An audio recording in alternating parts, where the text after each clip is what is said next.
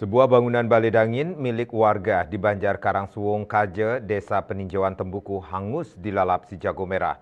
Kebakaran diduga dipicu akibat konsleting listrik.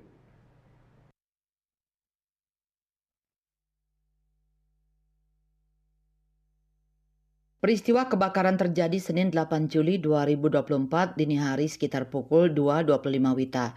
Bangunan Baledangin yang terbakar milik Nyoman Watri 73 tahun.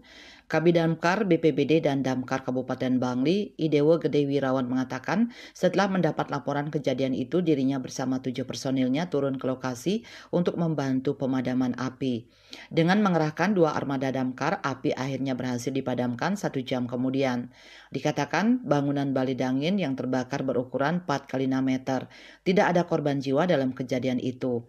Mengenai penyebab kebakaran masih dalam penyelidikan. Kapolsek Tembuku AKP Iwayan Okayase mengatakan musibah kebakaran tersebut pertama kali diketahui oleh anak korban bernama Ikomang Renteg 44 tahun.